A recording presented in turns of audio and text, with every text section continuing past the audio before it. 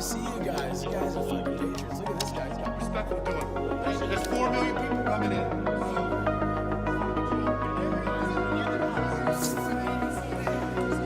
It's only a matter of time. Justice is coming. What is the cost of lies?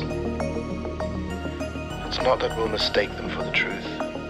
The real danger is that if we hear enough lies, then we no longer recognize the truth at all. Why would I have anything to say to you? All you do is lie. What else is left but to abandon even the hope of truth and content ourselves instead with stories? It's the role of good journalism to take on powerful abuses. And when powerful abuses are taken on, there is always a back reaction. Take an animal virus and you increase its transmissibility to humans, right. You're saying that's not gain of function? That is correct. And Senator Paul, you do not know what you are talking about, quite frankly. And I want to say that officially. When you report fake news, which CNN does a lot, you are the enemy of the people. Go ahead.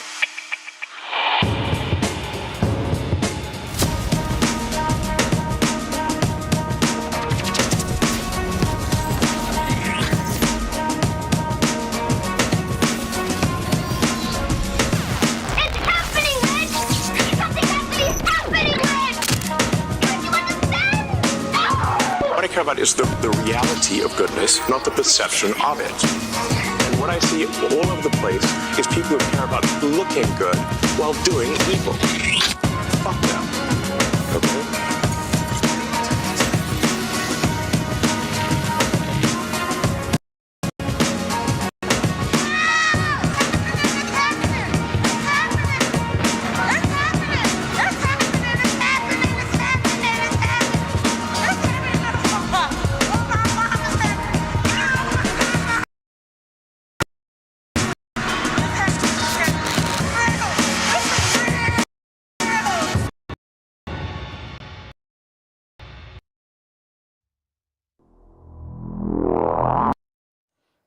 Welcome back, Habbening Bros. It's another Thursday night, and you know what that means. It's another Habbening TV. I must apologize. I think my laptop is dying, and I'm getting weird overload errors from this end. So my apologies if things are a bit like crazy or whatever. I don't know what to do, man. I'll try and close some like windows and stuff and see if that'll help. I don't know. Anyway, tonight we have, oh God, it's beach balling. No.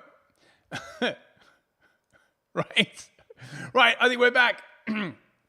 Tonight, it is the 76th UN General Assembly. That's right. All of the big shot honchos from all around the world are in New York to rub elbows with each other to decide the fate of the world. Your representatives, your rulers are there to make decisions on behalf of the little people, the plebs, you know. Now, a fair amount of what is going on at the UN General Assembly and indeed at the UN Security Council has to do with weighty matters, mainly war. Actually, it's pretty much about war in Ukraine, war in Gaza, the war in Lebanon. They're all like, whoa. What is it good for? Well, getting rid of people, making a bunch of money. Let it never be said that war doesn't have its uses. But of course, on the sideline, there is also the usual woke garbage going on. So first, we will be looking at all of the world leaders who are there for the first couple of days of the UN General Assembly. It's still going on, so I didn't manage to get everyone. Sergey Lavrov, he's not just gay, he's Sergey. All the other gays call him Sir when they see him. They're like, did you see that? That's the Sergey. We are just the ordinary gay.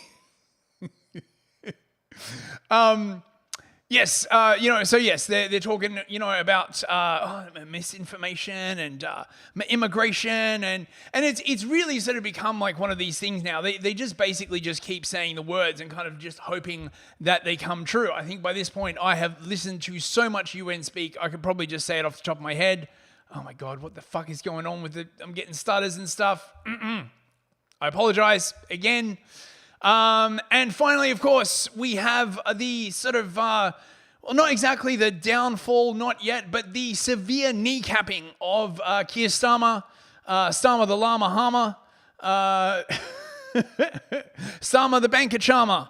Keir Starmer, two-tier queer,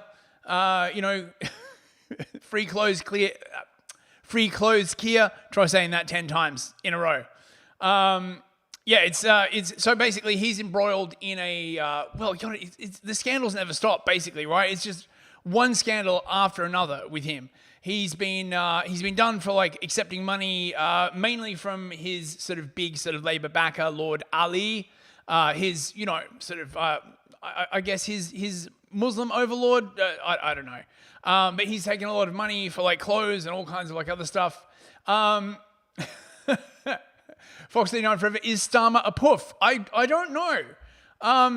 It might actually be possible that he's like asexual or something. I mean, I know he's married and he does technically have a kid, but he doesn't strike me as the kind of person who really has much of an inner life. I could be wrong, but it's hard to imagine Starmer sort of working it up with the ladies, being like, hey, I saw you across the room at the Socialist Party conference. So you want to get together and advance the revolution in my pants? I just can't see it personally. But then again, the socialists generally are a very sort of bookish and loveless lot. Like the kind of people that you would find lurking in the back of a school library at 8 p.m. when everyone else had gone home. Sort of, working their way up through, some very, very tedious economic manual or something like that. Not because they're intelligent, but because they have no social life. So we'll be going through a bit of that. He's also basically, I mean, oh my God, the cringe. Mate, the Conservatives were cringy, but the Labour government is, mate, it is proper fucking cringe, right? Not only that, we've got David Lammy as the Foreign Secretary. He's black. Did I mention he's black? He's black. And as a black man, he don't take no guff from nobody, or in his mind. There was an incredibly funny exchange between him and the Russian UN representative at the Security Council, which I'll be playing, where, Lammy was like, as a black man, and presumably everyone else around the world was like, oh, fuck, oh my God, just cringe. So, there's been a bunch of that. Yes, as I was saying, in order to keep the NHS afloat, whilst still bringing in millions of Bomalians, it has been decided by the Labour Party that the only thing to do, basically, is to stop people from having fun, because fun is very, very dangerous. So they're going to start closing the pubs early. They're going to start reducing the amount in a pint, so you won't be able to get a pint anymore. It'll be a 2/3 pint. It'll still cost the same. There'll just be a third less beer. Obviously, it's a massive shit show. So anyway, let's see who's in the chat, shall we? Today's meme, since it's UN theme. Don't do war, says the UN. How will you enforce that, say the world leaders? Says the UN. Of course, the real answer to this meme is America. America traditionally is how the UN has enforced its edicts. Oh yeah, and the UK, but just the West generally. Anyway, let's see who we've got in the chat. Fox 39 Forever, Sede Sapiente, Patriots Flow, good to see you, man. J. Chiva Loophole, Teabagging Therapist, Captain Crisps, good to see you, Crisps. Ivan the Horrible, Livia Drusilla, great to see you, Livia. Yiz the Eunuch, of course, I will be on Gulag Cafe tonight with Yiz. We will be talking about whether the woke is being put away or not. Yes, the woke beast is injured. It is damaged. It is flailing around like, some kind of like betentacled hippopotamus, with a harpoon through its head. But will it die? I mean, can you kill that which has no life? Is, of course, the question we will be discussing. Come along. It should be fun. And I'll be back at my usual studio next show. So we won't have this crappy camera or any of the technical problems, which I, again, apologize for. And we got no one on YouTube. Is there no one on YouTube, or is my chat just broken? Say it as if you can tell me. And nobody in Odyssey as well. So it's just the Rumble peeps. basically. Although Evil Author 1776 says, nice to see a 90s stream. So if that's the case, is it just my YouTube chat that isn't working, bros? God damn it. Anyway, I'll try and fix it while we got like a video playing. And hello to everyone on YouTube. If there are any, I'm pretty sure something's gone wrong. Just give me a second here. Just give me a second to have a look. No, not YouTube Studio. Come on. Oh my God, this computer's so slow. I feel like I'm back in the 90s, bros. Come on. Oh no, here we go. Right, yeah. So there is a YouTube chat. It's just being retarded. Right. So we have Evil Author 1776, Budgie Burger, Victorian Time Traveler.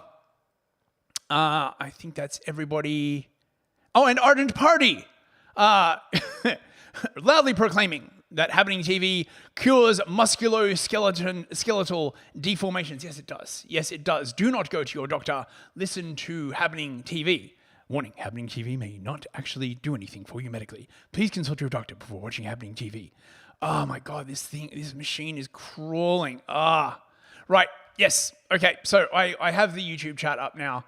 Good to see you all, chaps. Right, let's get on with it. Oh my God, this thing is crawling. I can't fucking believe how bad this is running. Oh God, right, it's fine. I'll just press on, bros. I will just press on. Okay, so we start with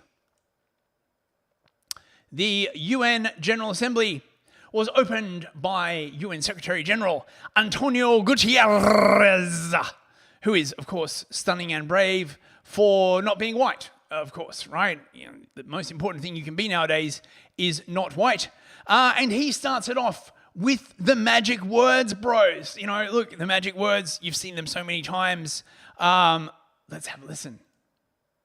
Let's move our world towards less impunity and more accountability, less inequality and more justice, less uncertainty and more opportunity.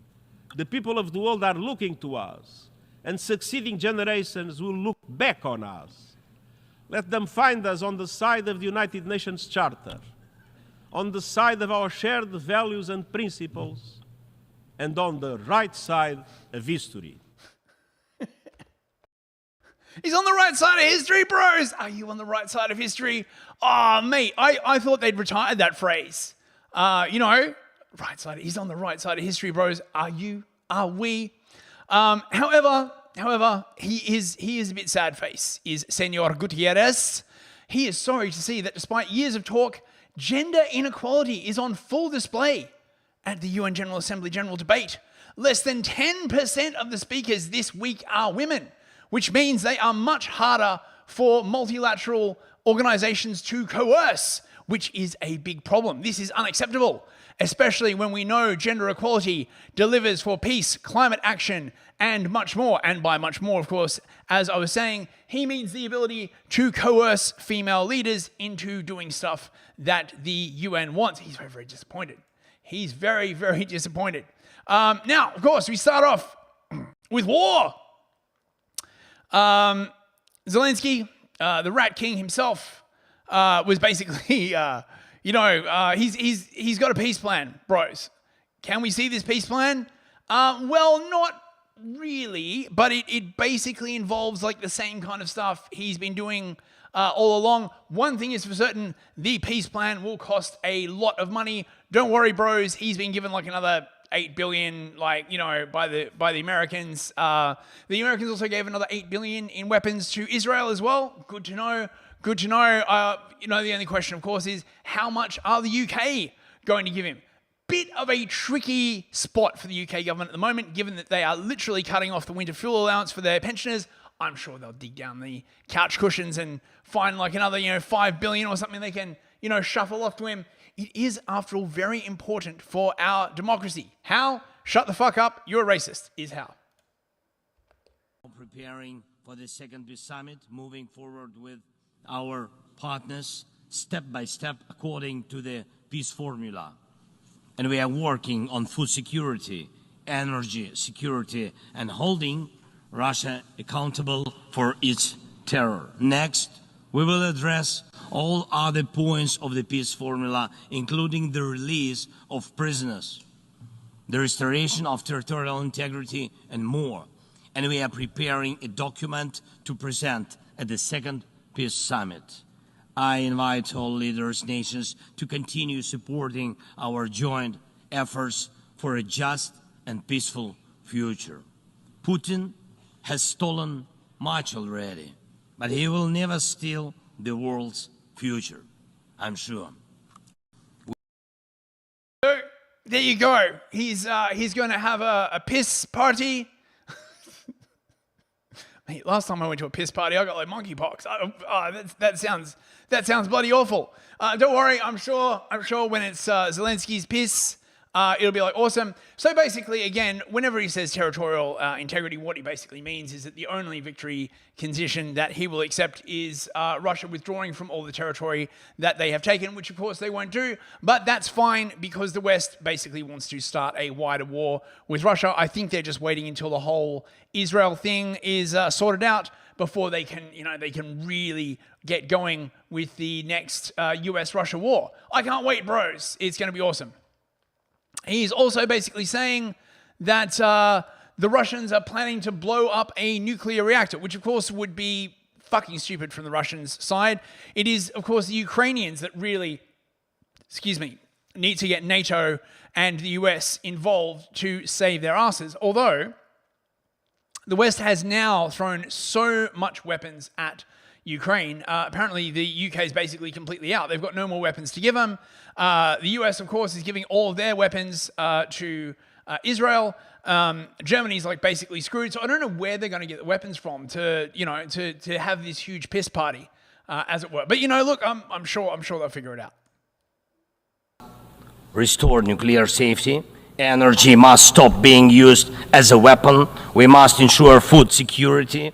We need to bring home all our captured soldiers and civilians forcibly deported to Russia. We must uphold the UN Charter and guarantee our right, Ukraine's right to territorial integrity and sovereignty, just as we do for any other nation. We need to withdraw the Russian occupiers, which will bring an end to the hostilities in Ukraine, and we must hold those responsible for war crimes accountable. We need to prevent ecocide and stop the destruction of nature caused by the war. And we must not allow a second or third phase of this Russian invasion. And we need to make it clear the war is over.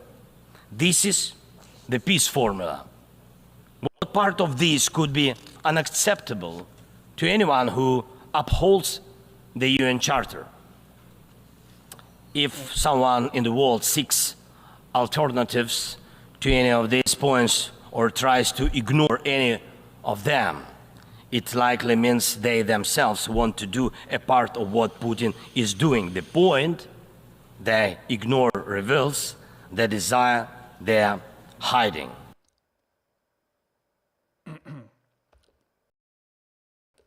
So there you go, bros.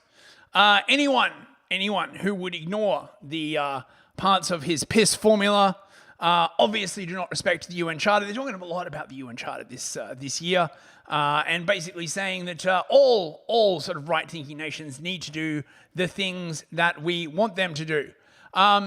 So apparently, Putin's victory plan is basically just conquer Russia. That's a bold strategy, Cotton. Let's see how it works out for him. I mean, I'm saying Napoleon couldn't do it. Hitler couldn't do it. I think the Mongols had a pretty good try, but I don't think that any of the Western countries are sort of, up to the standard of the Mongols, to be perfectly honest. So basically, he wants long-range missiles, probably because they're the only arms that the West has left at the moment. And yeah, that's basically it, as far as I can tell. Long-range missiles, please. Okay, right. Now, this is fucking great. So, Starmer the Llama Hammer, Starmer the Russian Smarmer, he was there facing down the evil Ruskies. Look at him. I can't believe that he has to even be in the same room with the Ruskies. It's terrible. Surely their stench repelleth him. But don't worry, bros. Starmer was there looking presidential as ever. He had a few choice words to say to the Russians. In June, the UK brought a resolution to this council on the war in Sudan, calling for both parties to commit to a ceasefire. I repeat that call today. The warring parties must engage in ceasefire talks. We support the Secretary-General's envoy in his efforts towards peace. We must keep working to bring this war to an end. And we must ensure that those responsible for committing atrocities are held accountable. And this leads me to my third and final point. We must ensure accountability for those violating the UN Charter. And this council must recommit to the values it sets out. Now, this should go without saying. Yet the greatest violation of the Charter in a generation has been committed by one of this council's permanent members. Russia's invasion of Ukraine is illegal. It threatens global security. It's caused... I just want to point out here that the US and UK invasion of Iraq was also illegal, right? Like, if you want to start going on about illegality, but like, you know, they don't care. You know, it's just a thing they say. None of this really matters, bros. Human suffering. Over 35,000 civilians have been killed or injured, 6 million forced to flee, and almost 20,000 Ukrainian children forcefully deported, kidnapped, to put it bluntly. I think of Yaroslav Basilovich, whose wife and 3 daughters were killed earlier this month by a Russian strike on civilians in Lviv. And I wonder how Russia can show its face in this building. 600,000 Russian soldiers have been killed or wounded in this war. And for what? The UN Charter, which they sit here to uphold, speaks of human dignity, not treating your own citizens as bits of meat to fling into the grinder.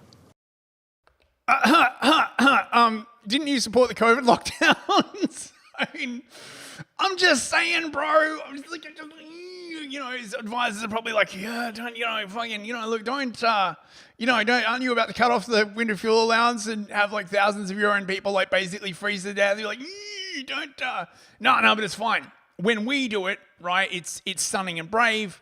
When the Russians do it, of course, it's evil. You know, they're just throwing people into the meat grinder, you know? The hypocrisy. I can't believe it.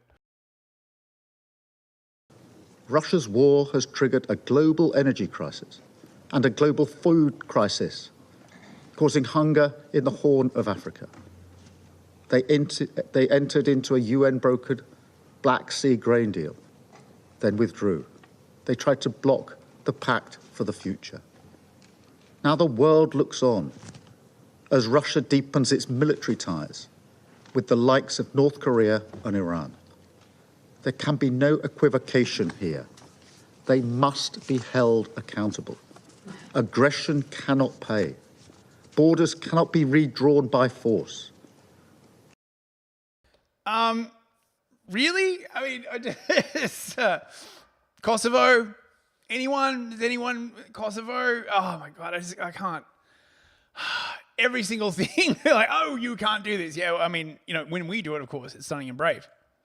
Russia started this illegal war. It must end it and get out of Ukraine. We stand with the 89 countries who made clear at the Swiss Peace Summit that Ukraine's territorial integrity must be the basis of any just and lasting peace. Any process that does not recognize this will only be used as a pretext by Russia to regroup and come again. Yeah. Shut the fuck up. but the best performance by far was strong black man David Lammy. Now, he might look like a retard, but if you said that, that would be racist. Lammy is in fact highly intelligent and definitely did not get his job as the result of a diversity hire. And anyone who thinks that Lammy is a diversity hire, well, I challenge you to watch this clip and then still think that. Look at this powerful performance from a powerful black man. The Russian representative on his phone as I speak, that I stand here also as a black man whose ancestors were taken in chains from Africa at the barrel of a gun to be enslaved, whose ancestors rose up and fought in a great rebellion of the enslaved. Imperialism, I know it when I see it, and I will call it out for what it is. In this week, when I'm here talking to other partners around the world about our shared futures and the future of the UN, Russia is trying to return us to a world of the past, a world of imperialism, a world of redrawing borders by force, a world without the UN Charter. We cannot allow this to happen. Ukraine's fight matters to all of us. The UK will remain Ukraine's staunchest supporter. So I have a few questions. Is he Haitian or something? Like, what revolution is he talking about in terms of like slave uprising? I should probably do some research on that. I mean, you know, I don't know whether he's Haitian or Jamaican or, you know, something, but I'm sure, you know, his ancestors participated in rising up and killing Whitey, so that's absolutely a good thing. J. Chiva Loophole linking that thing from Morgoth. Yeah, that was pretty good.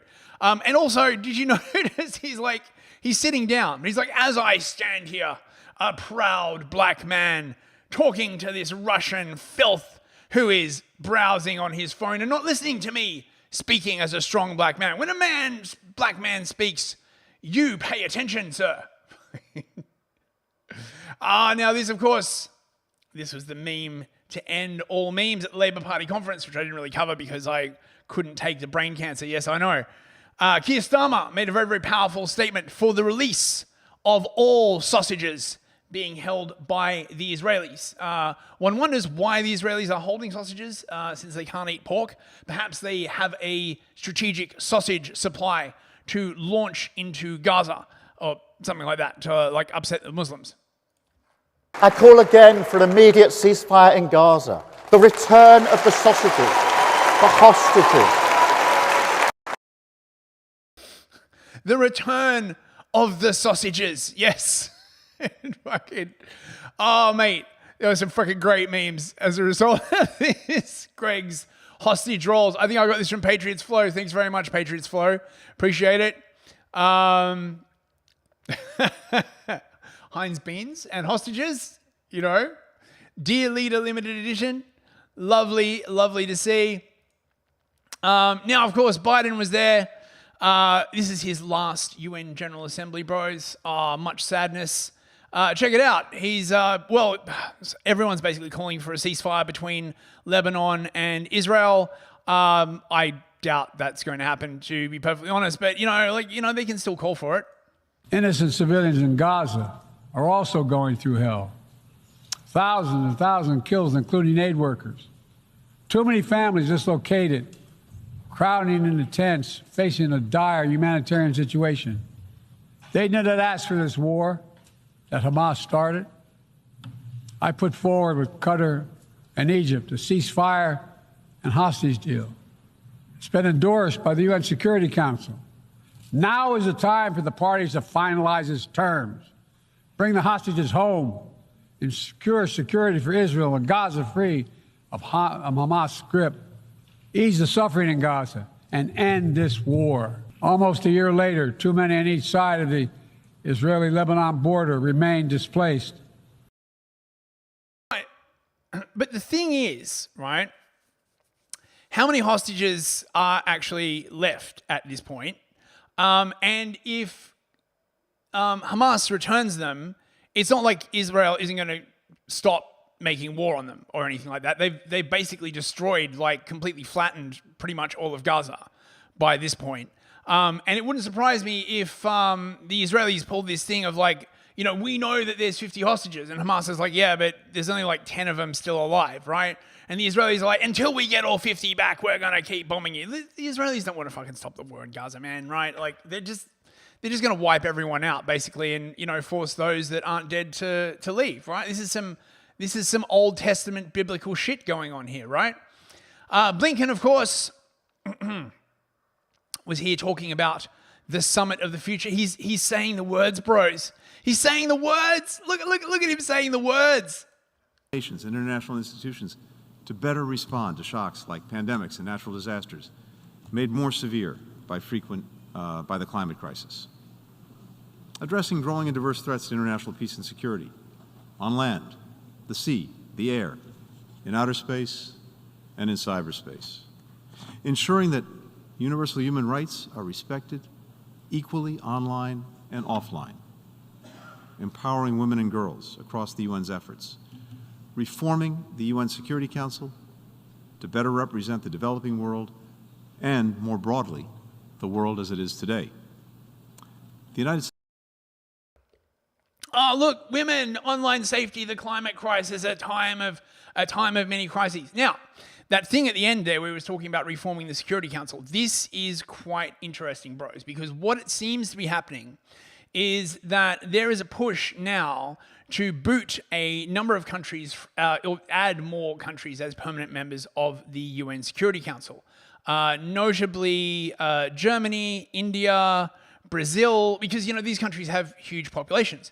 Now, the question, of course, is what's going to happen to the veto? All of the permanent members have a veto, but they can't be having that now, can they? I mean, you know, what if Brazil decides to like start vetoing stuff? What about Israel? I mean, you know, this is one of the big problems with the Security Council generally, is that Israel has been able to get away with basically whatever it wants, you know, for ages because it's got the backing of the US. So how this is going to shake out, I don't really know, but it's interesting that the US is calling for this. Things must be very, very dire. I have been hearing on the grapevine that there's a significant rumblings among a lot of countries that they should just abandon the UN because it's just retarded, and they should just basically go over to BRICS, because BRICS is an economic group. You can bypass the US dollar. BRICS doesn't try and like preach to you and say, oh, everyone has to have anal sex and fly the pride flag and all this kind of other stuff. So the UN is very, very terrified, sort of like underneath, right, of becoming basically irrelevant because they pushed it too far, bros, right? Instead of just staying as like an international forum, where they like discuss things like, trade and, laws of the sea and stuff like that, they had to go the full retard and start saying, oh, everyone's got to fly the pride flag now and everyone's got to be gay and, global communism. And not everyone likes that. Let's see, who else we got here? Justin Trudeau. He's also saying the words, bro. Check it out. He's saying the words. As we meet here in New York at the UN General Assembly for this Summit of the Future, we're at a global inflection point.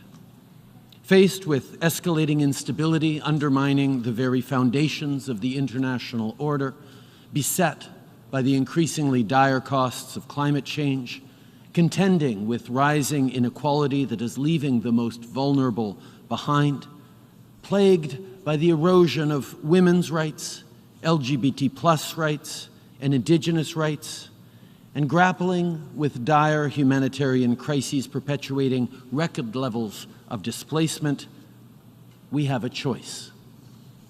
On the one hand, we can bury our heads in the sand, eschewing multilateralism in favor of short-sighted self-interest, or we can recognize that collectively we have a responsibility to set our differences aside, to confront the serious global challenges, and to deliver on a pact for the future that builds a more peaceful world, but also one where everyone, every generation, has a real and fair shot. Now, as I see in the chat, people are talking about Trudeau. You may be interested to know he just survived a no confidence vote. And you may also be interested to know that there is no such thing as term limits in Canada. So he could literally be dictator for life. Like if they have suborned the voting system enough, He could keep getting voted in for 20, 30 years, literally until he dies. There are no term limits in Canada. Woof. Tedros, of course, was also saying the words, but he was saying that we need a pandemic agreement, bros. We need it. We absolutely need it. There's going to be another COVID. We're really, really sure about it. How are you so sure? Well, you know, don't think too hard about it, bro. Bill Gates is in the back. Maybe ask him. The COVID-19 pandemic showed that when health is at risk, everything is at risk. The outbreaks of Mpox in Africa demonstrate once again why the world needs the WHO pandemic agreement, a shared approach to shared threats. There are those who say the pandemic agreement will cede sovereignty to WHO. I'm one of those people. I'm one of those people who totally say that. I feel seen, bros. Do you feel seen? Giving it the power to impose lockdowns or vaccine mandates. This is not true. It's fake information. The agreement is being negotiated by countries for countries and will be implemented in countries in accordance with their own national laws. So if a country passes a law saying that they will defer to the WHO, then yes, it gives you the power to impose lockdowns. I'm just saying. Period. Oh yes, our common future, bros. In the future.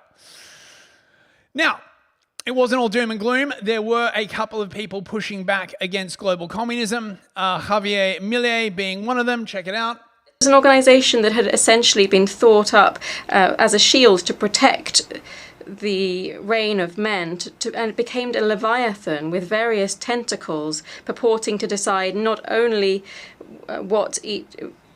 what each nation state should do, but also how all the citizens in the world should live. It's been replaced by a model of supranational government, of international bureaucrats that attempt to impose on citizens of the world a specific way of living. The 2030 agenda, although it's well-intentioned in its goals, is nothing but a supranational government program that is socialist in shape. It purports to resolve the problems of modernity with solutions that afflict the sovereignty of nation states and violate the right to life, right to freedom and property of persons. It's an agenda that purports to resolve poverty, inequality, discrimination with legislation that simply furthers these issues.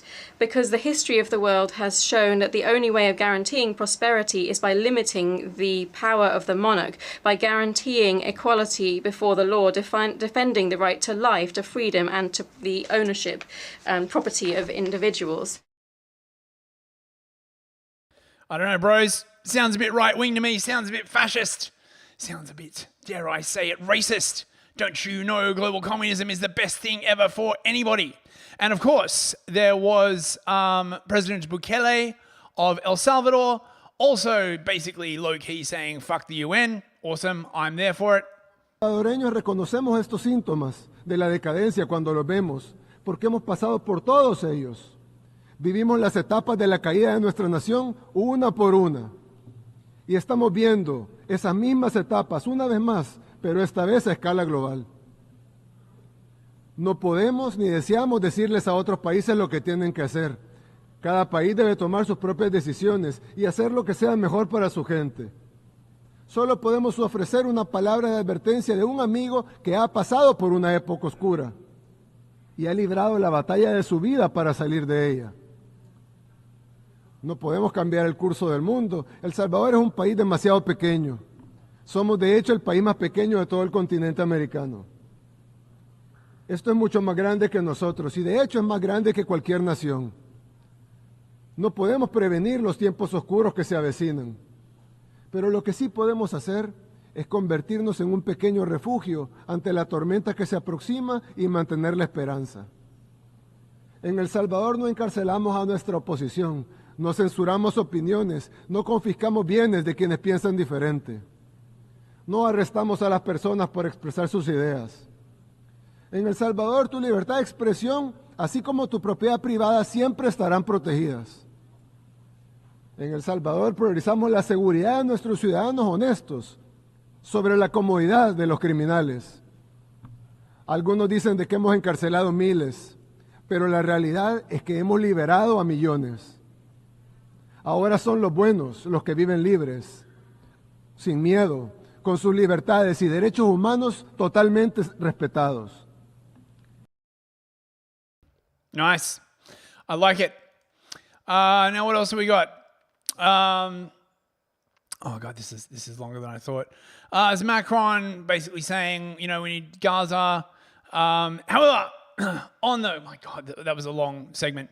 On the edge of the UN, of course, we have the general woke bullshit.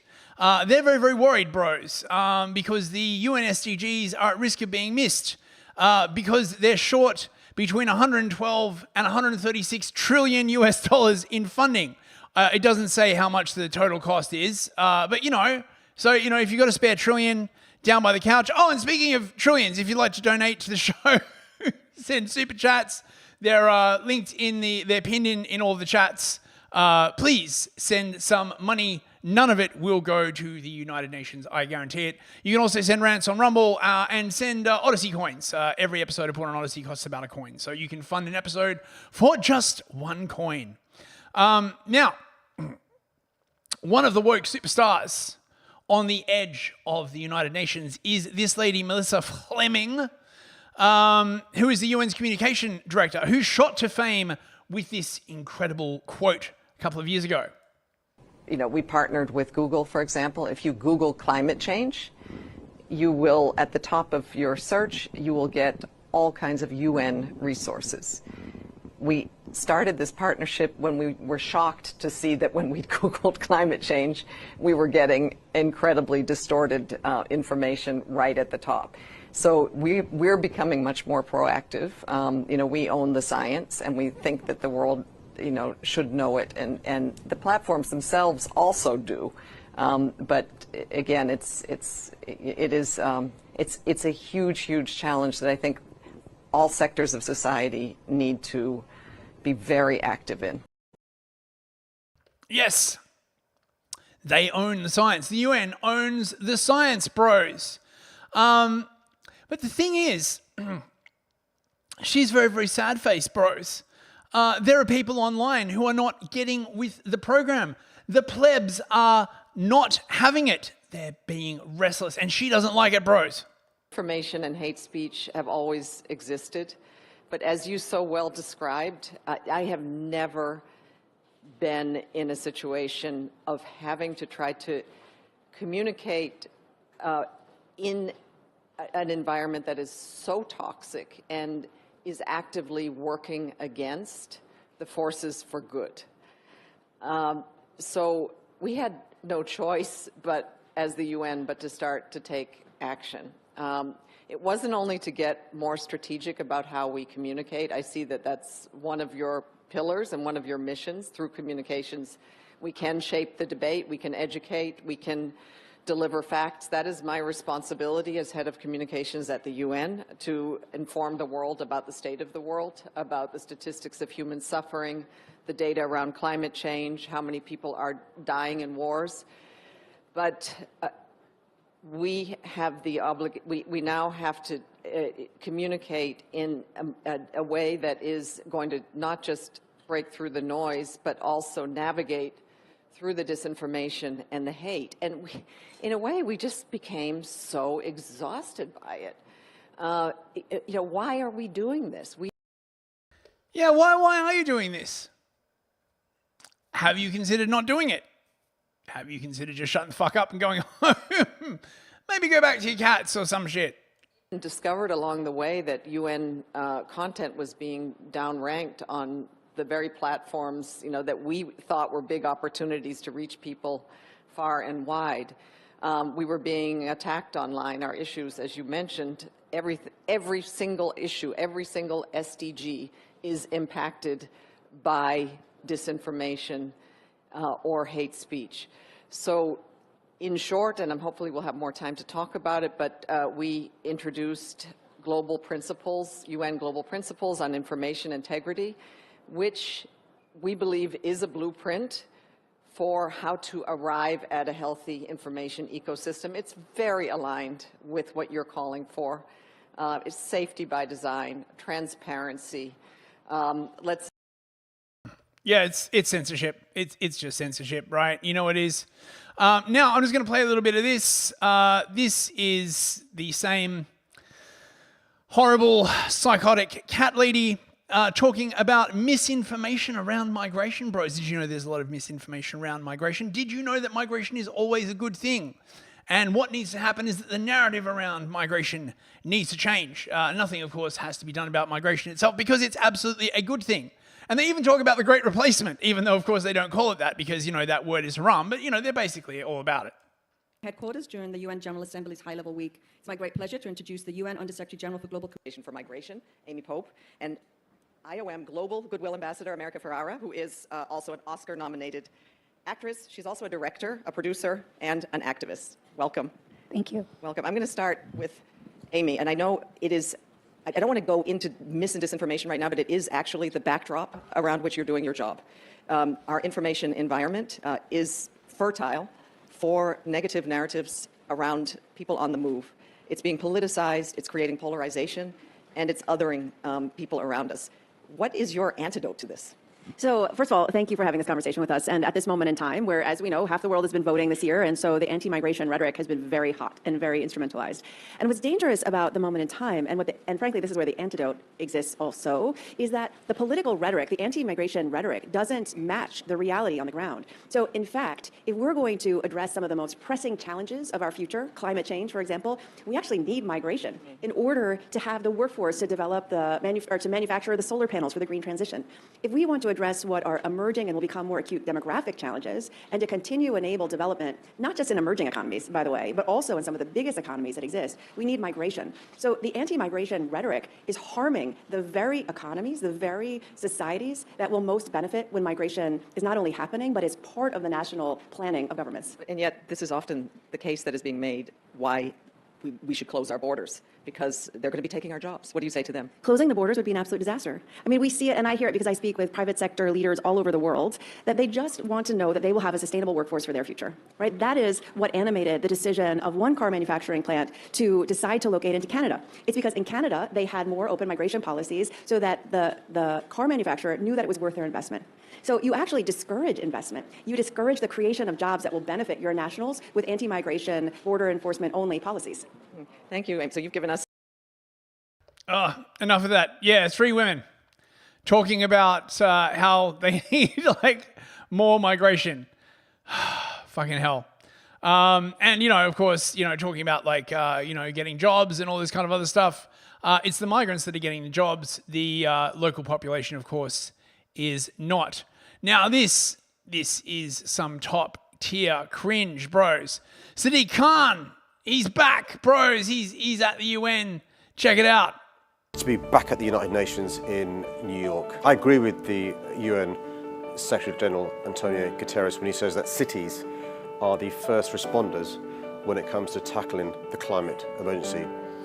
I'll be showcasing all the things we've been doing in London, from the world's largest clean air zone to having the largest number of zero-emission buses of any city in Western Europe, planting more than 500,000 trees and beginning to rewild again our great city.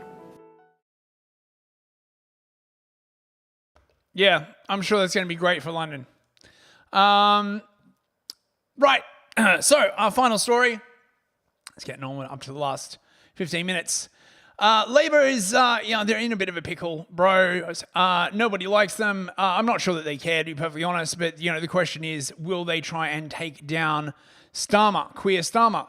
I don't know who they'd replace him with. David Lammy, perhaps. He would be the first black man Prime Minister of very modest IQ. So basically, they want to shut the pubs early, to stop drinking culture. A lot of people are basically saying they just want to shut down all the pubs so that people can't gather and criticize the government. And who, of course, is behind this but Chris Whitty? Yes, the fucking COVID idiot. He's all like, oh man, do you know like alcohol-related deaths are like up a lot since 2019? It's like, yeah, you caused that, you bastard. It's like, oh well, we better shut the pubs. Fucking hell, mate. This is their horrible, horrible, vomit-inducing latest ad. Change begins, bros. You excited for the change? Are you feeling the change?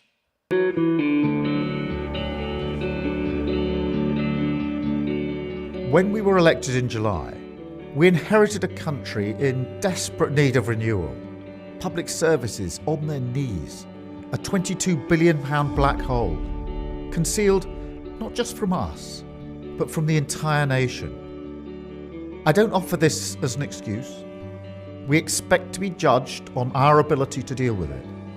And from stopping the strikes so we can cut NHS waiting lists, to reforming planning to build more homes, and setting up our new Border Security Command, the work of change has already begun. It's a plan with 3 clear stages. First, we stabilise our economy, because that's what everything rests upon. Second, we fix the foundations, confront tough decisions ignored by the Tories for years. And third, we build with pride and determination a Britain that belongs to you, that respects your contribution and gives everyone a fair chance to succeed. I know this country is exhausted by politics. I know that the cost of living crisis drew a veil over the joy in our lives. And I want to be clear. There is now light at the end of the tunnel and a driving purpose behind everything we do. Higher economic growth so living standards rise in every community. Our NHS back on its feet, facing the future. Safer streets in your community. Stronger borders. More opportunities for your children. Clean British energy powering your home, making our country more secure. These are national missions I believe we can all get behind. But of course, they're not easy. If they were, they'd have been done years ago. So while I know it is hard to hear a politician ask the country to dig deep again, we do need a long-term plan. And the quicker we take the tough decisions now, the quicker we can bring that light, a Britain returned to the service of working people, a little closer to us all.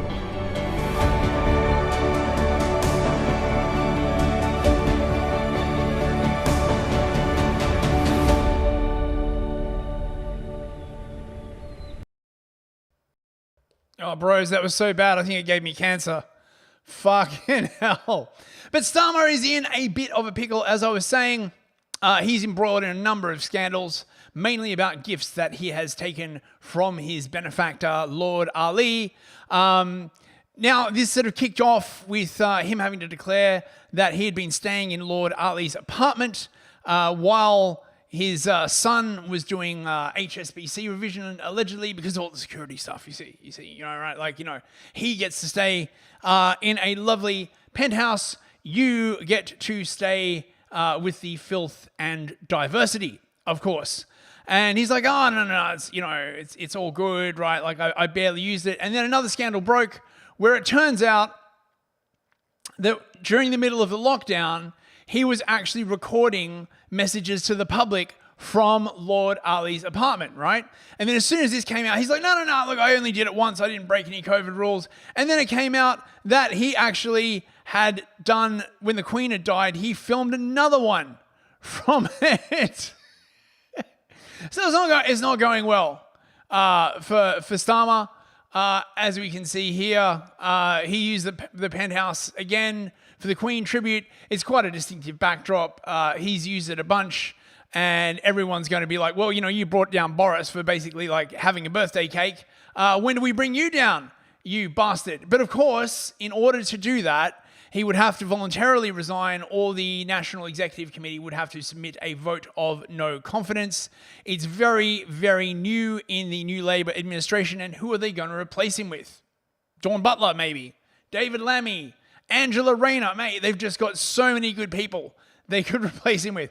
This shit honestly makes me miss Jeremy Corbyn, to be perfectly honest.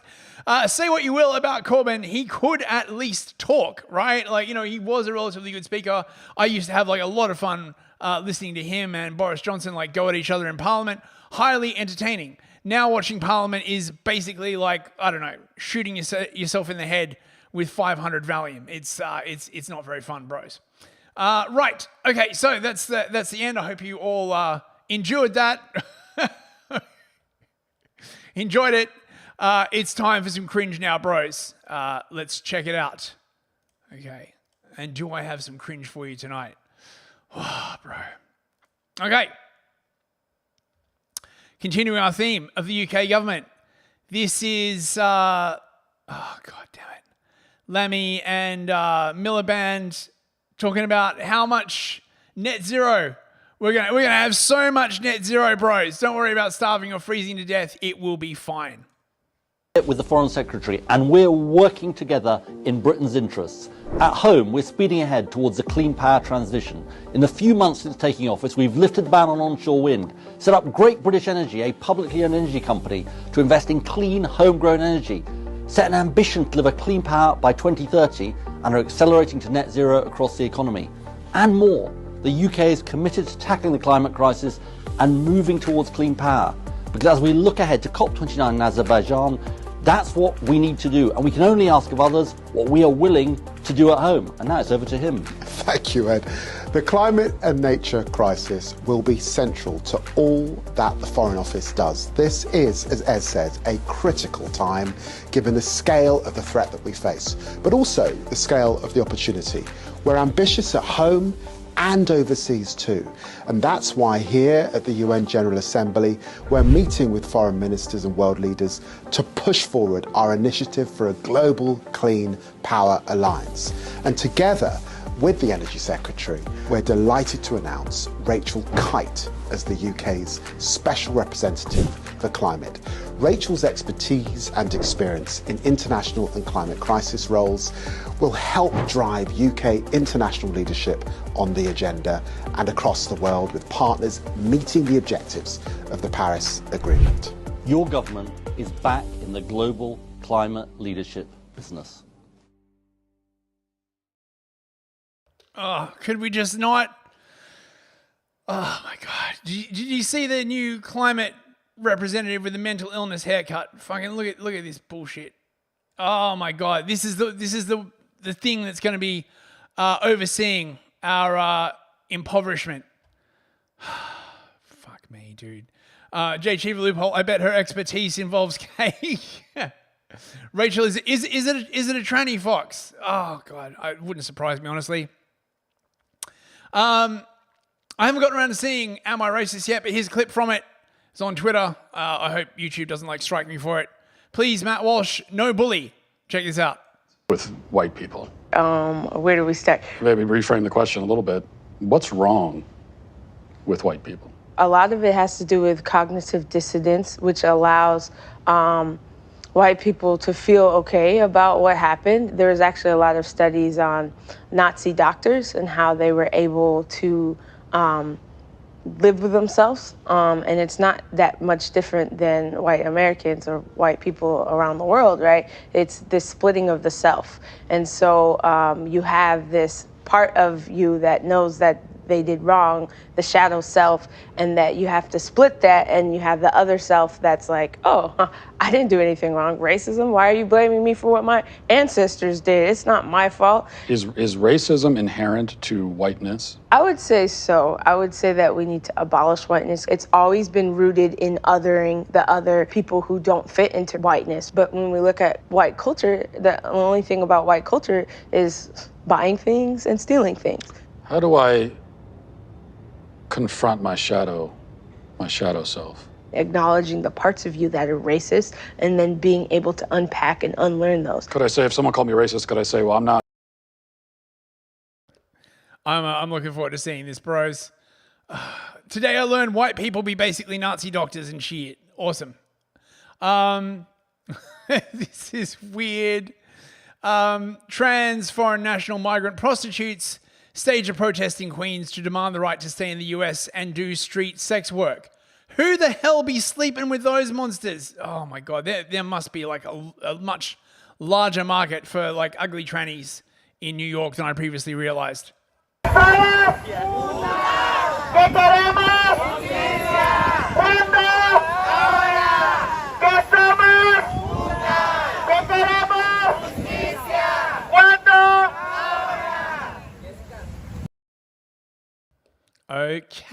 then.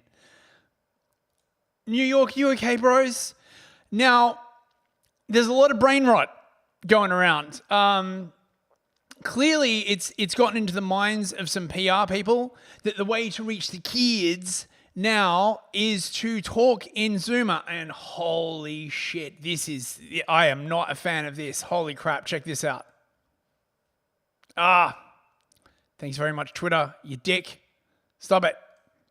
Hey besties, I'm at the Labour conference, and this year the vibes are immaculate. No cap. This year's conference is giving change. It's giving national renewal. It's giving government. This conference has so much rizz. Low-key drip. Our policies this year are popping off. Don't believe us? Check the receipts. Slay.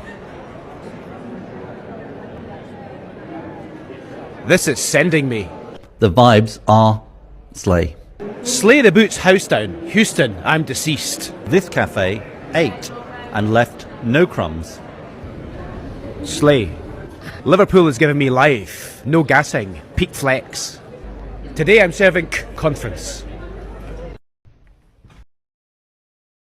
Mate, what the fuck? This is probably only going to get worse, you realize, right? Like in 5 years, they'll all be fucking talking like this like all the time.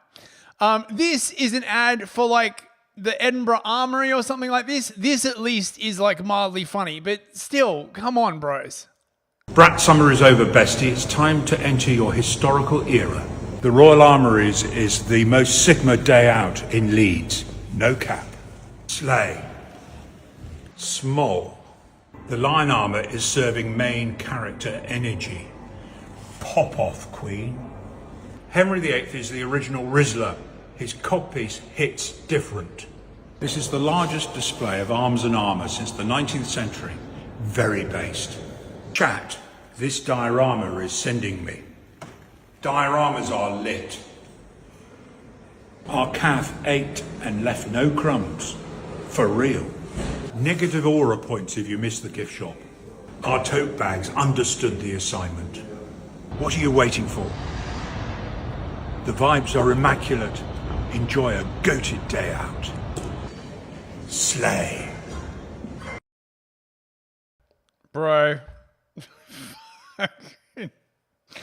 I mean, yes, Ivan. Look, I also say based. I didn't think based was really Zoomer talk, to be perfectly honest. But you know, mate. This is quite funny. Tucker Carlson does Lord of the Rings. Evening and welcome to Tucker Carlson Tonight, Middle Earth Edition. Now, as any honest and decent person knows, Sauron is not a figure to be taken unconcernedly. This wasn't up for debate even a few years ago, but all of a sudden, you've got militarized Nazgul patrolling the Shire and threatening the ability of its citizens to travel freely. So why are some of Middle-earth's residents, namely Saruman the White, signing off on it? What's really going on here? 4 unassuming hobbits, not warriors, not politicians, are embarking on a journey that would daunt even the most seasoned adventurers. Why? Because when the fabric of freedom is threatened, it's the duty of every citizen to stand up to tyranny. Period. When did we forget how to say, well, actually, no, you can't just enslave the whole world. Sorry, that's not how things work. And let's be clear, these hobbits aren't delusional. They don't believe they can defeat such darkness on their own. But we all get the sense that they understand that standing up to evil, no matter how insurmountable it seems, is what separates the moral from the cowardly. Anyone with a pulse and 2 brain cells can't help but feel inspired by a story like this. Courage isn't just a word. It's the pillar on which every civilization worth remembering is built upon. The moment we forget that is the moment that evil wins.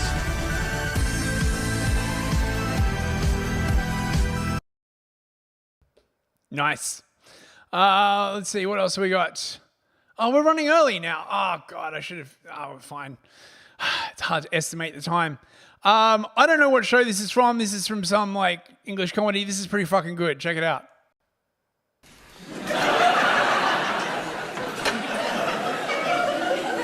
Welcome to Germany, gentlemen. He talks funny, isn't it? Like on a film or something. He's German, like that guy we're fighting, Hitler or whatever. He's German as well or something. Your first time in this country? I went to Boulogne on a school trip in the 5th year. Got all flick knives and shit and porn mags and whatever. Mrs. Daniels searched my bag and I was excluded for 10 days. No way, 10 days? That's actually like abuse. You know what I mean? Mrs. Daniels was right munter. Boulogne is in France, not Germany. Whatever. I was away when we did geography. My nan died. Cigarette, gentlemen? No, duh. They're like disgusting and really bad for you. Can you actually put that out? Because I'm like breathing in your smoke and stuff, and that's against my human rights. It's like a sort of murder. When you were shot down, you were on a reconnaissance mission over the suburbs of Munich. What were you looking for? You know, places to bomb and stuff, like factories or some shit like that. I shouldn't actually have been in the plane. I only came along because I'm going out with his sister. She's well up for it. Boy, that's my sister, man. I know, but she's well up for it, though. No, she is well up for it. She's slack. A bombing mission is planned for the Munich suburbs. Tell me more. No way, you're not my dad. I can and will use force if necessary to extract information from you. You actually can't, because that's against the Geneva Convention and shit. You can get, like, taken to court and fined or something. I want legal aid in a telephone call. That's actually my rights. Do not talk to me about your rights. You have no rights in this room. Actually, they do. It's like the law and shit. We did it as a module at Berlin Unit, and I didn't believe the lecture at first. And this is me to the geezer. Are you sure, mate? And he's all like, yeah. You know what I'm saying? Silence! Well, he needs to take a chill pill. You know what I mean? Isn't it? Isn't it? Isn't it? Isn't it? Isn't it? Isn't it? Standard. Okay, the laugh track is very annoying, but I thought it was pretty damn good. We got some stand-up here. Thank you to Sades for sending me this. What about Texas is that you guys are like proud to be American. And I love that energy. Because the first time I came to America, I went to Seattle. Very different vibe. Dude, I go to Seattle, I'm hyped. I'm ready to get off the plane. I watch Saving Private Ryan back to back 3 times. I'm ready to shoot somebody. Let's storm the Capitol and shit. And then I get to Seattle, everybody walks around. Every bitch I met had like green hair. Every conversation I had in Seattle, they were all like, you know, America is built on a racist agenda. Who gives a f***? You're here on the winning side. If you don't like America, go check out Ukraine. Try to get an oatmeal latte in downtown Kiev, you ungrateful. If you don't like America, give me your passport. Yeah, or give me your passport, right? I am absolutely accepting passports. So I can be I identify as a trans-American. So really, if you think about it, it's only fair. Right, cute animal videos. Oh man, we're running really early. I totally misjudged the time on this. It's fine. If you have ever wondered how to handle an aggressive goose, this is how you do it, bros. Goose attack 101, boom. You push the knob and you back. You say, get back. That doesn't work. Don't be afraid of the bite, but present the outside of the arm and twist around. Outside of the arm and twist. Or deflect and spin like that. You see? It's all about deflection. It's controlling the knob. Boom. The knob back. You say, get back. Get back. If that doesn't work, you can slide back, slide back, slide back. You can twist back, boom, twist back, scratch the back. I'm doing this one-handed. See, I don't want any trouble. Goose attacks are, of course, a big problem. However, some geese are much more empathetic. Check this out. Know that I'll be there for the highs and lows. Give you mine if your heart gets broke. By your side when you're all alone. I will be there. When you're down and down on your luck, things got tough and you've had enough. When you fall down, I'ma pick you up. I will be there. I'll be there, I'll be there, I'll be there for you. I'll be there, I'll be there, I'll be there for you. When you're down and down on your luck, things got tough and you've had enough. Whoa, I'll be there, I'll be there, I'll be there for you. Your heart needs a break. If you're broken, to be open. I'll be patient, I will wait till you're ready to be open. Everybody needs somebody, yeah. Can you?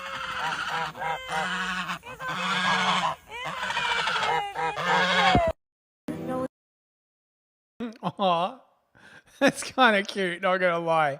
Speaking of cute, the world's most unlikely matchup. Kitten versus praying mantis.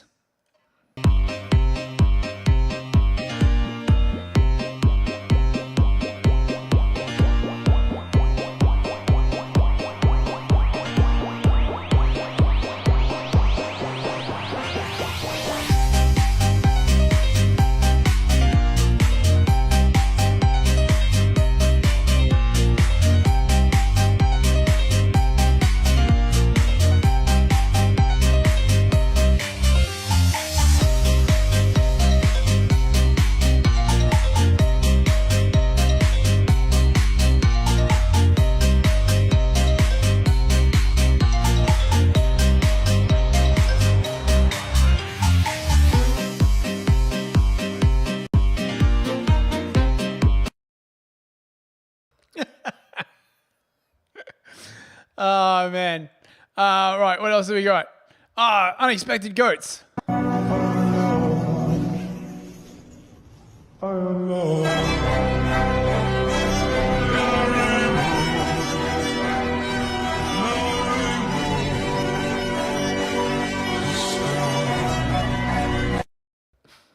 Aw.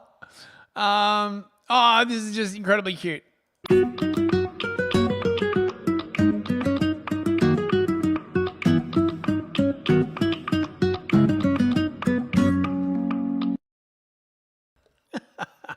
So floofy.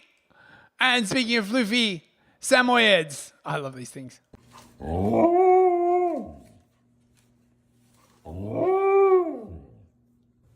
want num-nums? Okay,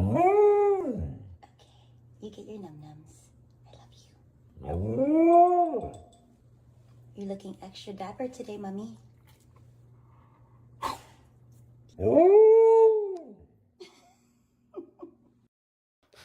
Aw, so cute. Let's see, what else have we got? Dog making bed.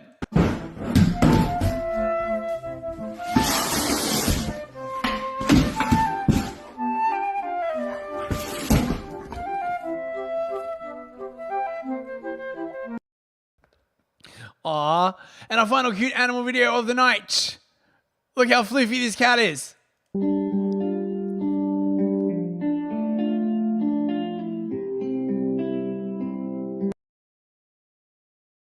Now that is one floofy cat, bros. Right, that's the end of the show. Finishing about 20 minutes early today because I underestimated the time. Let's say bye to the chat. Rumble, J Chief Loophole, Captain Crisps, Fox39 Forever, Patriots Flow, Sadie Sapiente, Total Blackout Painting, Livia Drusilla, Ivan the Horrible, Crispy13, Teabagging Therapist. Is that everybody? I think that's everybody. If there's anyone I missed, my apologies.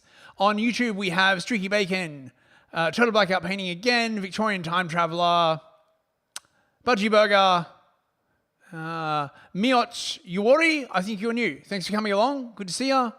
I think that's everybody. And on Odyssey, we didn't really have anyone. A couple of people like double teaming it. Ivan the Horrible, Years, Total Blackout Painting. Thanks very much, guys. I will be on Gulag Cafe tonight in about an hour and 45 minutes. discussing whether the woke has been indeed put away. What will be the result of the Oron versus AA match-off, the bet to end all bets? We'll discuss tonight. Come along. There will be free ashes and rat kebabs. You don't want to miss it. Right.